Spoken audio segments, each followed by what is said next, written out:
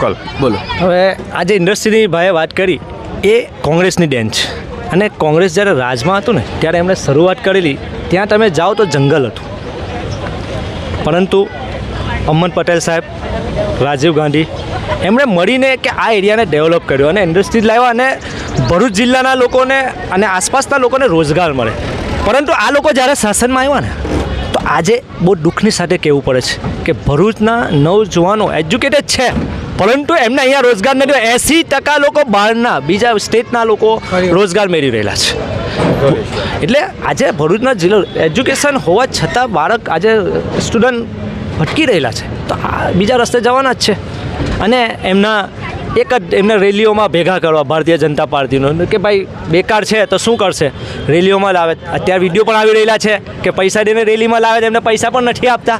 દરેક જગ્યાએ ભ્રષ્ટાચાર છે એટલે નવજવાન ભટકી રહેલો છે. એટલે એક વસ્તુ અત્યારે આજે ફોર્મ જે ભરવાનું ચાલુ થયા એમાં એક વસ્તુ એ પણ હતી કે મુસ્લિમ ઉમેદવારોને ક્યાંક તોડવા માટે AIMIM જે પાર્ટીના સાંસદ ઉમેદવારને પણ ઊભા કરવામાં આવ્યા છે. ભલે ઇતિહાસ છે કે ઘણી વખતે આજે ફર્સ્ટ ટાઈમ નથી એ ઊભા રહે છે પણ એનો કોઈ મતલબ નથી. લોકો જાગૃત છે, એજ્યુકેટેડ લોકો છે, એ કંઈ ફરક પડવાનો નથી. એ ગમે તેટલા ભારતીય જનતા પાર્ટી ગમે તે લોકોને ઊભા રાખે. તમે બીજી ઘણી નવી પાર્ટી ઊભી કરેલી છે, નવી પાર્ટી ઊભી કરેલી છે. બાપ શું છે? બાપ પાર્ટી હા, વાંચીને તો તાત્કાલિક ઊભી થવું શું છે? એક અહીંયા કરેક્શન કરવા માટે એજ્યુકેટેડ છે ચેતરભાઈ વસાવા અને લોકો માટે અડધી રાતે ઊભા થવાવાળા વ્યક્તિ છે. કોઈ પણ સમાજ હોય એના માટે લડવાવાળો વ્યક્તિ છે આ. એટલે એ જ જીતવાના છે અને એ લોકો દરેકના તમે પૂછશો ને તો એવું જ કહેશે કે ભાઈ હવે તો ચેતરભાઈ જ ચાલે, કાકાની ઉંમર થઈ ગઈ. કારણ કે એરિયાની અંદર તે બાજુથી આવે છે ટ્રાઇબલ એરિયામાંથી, તમે ત્યાં શરાબ જુઓ, ખુલ્લેઆમ શરાબ મળી રહ્યું છે અને એ પણ એવી ક્વોલિટીનું કે લોકો પીને મળી રહેલા છે. તો એ યુવા કાં જશે એની ફિકર કોણ કરશે? મનસુખભાઈ 3-5 ટર્મથી જીતતા હોય તો કેમ ના એમની ફિકર કરી, નવજવાનોની ફિકર કરી? તમે અમને કીધું કે લોકો એટલે ભણેલા છે, એજ્યુકેટેડ છે એટલે એમને ખબર પડે છે. તમે આવી વાત કરી. એક્ઝેક્ટલી. શરૂઆત તમે એવું પણ કહ્યું કે અહીંયા એજ્યુકેશનનો અભાવ છે. એક્ઝેક્ટલી. હા, ગુડ ક્વેશ્ચન.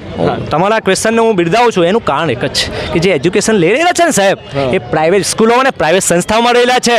ગવર્મેન્ટ સ્કૂલમાં નથી રહેલા. પોતાના ખિસ્સામાંથી બાપ મજૂરી કરે છે અને ફૂલ ફી ભરે છે અને પછી એજ્યુકેશન મેળવી રહેલા છે.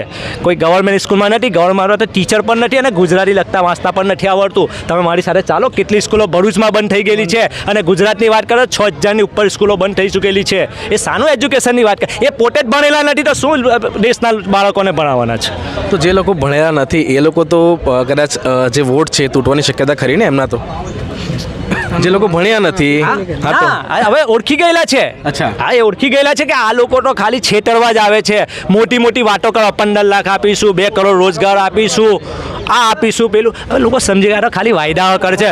મોદીની ગેરંટી, શું ગેરંટી? એક ગેરંટી પૂરી કરેલી હોય 10 વર્ષમાં તો બતાવે, એક પણ ગેરંટી બતાવે. ખાલી ઇલેક્શન આવે એટલે ગેરંટી બતાવે, પછી ક્યાં ખોવાઈ જાય છે. એમના 5 ઉદ્યોગપતિઓ પાસે ચાલ્યા જાય છે અને ઈડી ને આ બધું તમે જાણો છો, રેટ પડાવીને રૂપિયા બનાવવાના ધંધા છે અને દેશને ફરી ગુલામ બનાવવા જઈ રહેલા છે. 2024માં દેશના નાગરિકે જાગવું પડશે અને ભારતીય જનતા પાર્ટીને જાકારો આપવો પડશે.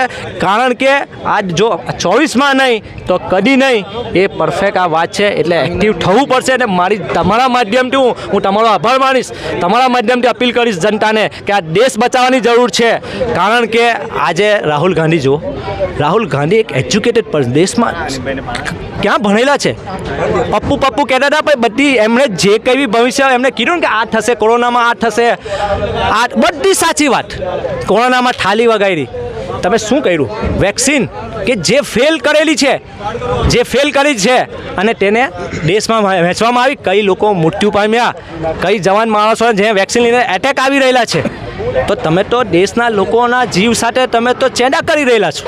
તો રાહુલ ગાંધી જે કંઈ પણ કહી રહેલા છે તો આજે દેશને એવા વ્યક્તિની જરૂર છે કે જે સત્ય કહી રહેલા છે અને હિંમતથી એમની સામે ઘણા બધા ઈડી કે પછી તમે વાત કરો કે બધા સંગઠનો પડેલા છે પણ એકલી જાતે એમ બોલી રહેલા છે ને લડી રહેલા છે. તો આજે દેશને એવા વ્યક્તિની જરૂર છે કે જે દેશ જે કોંગ્રેસના રાજમાં ઉપર હતો તો ફરી ઉપર આવે ને એનાથી ઉપર લઈ જાય. એટલે દેશના લોકોએ નાગરિકોએ જાગવું પડશે.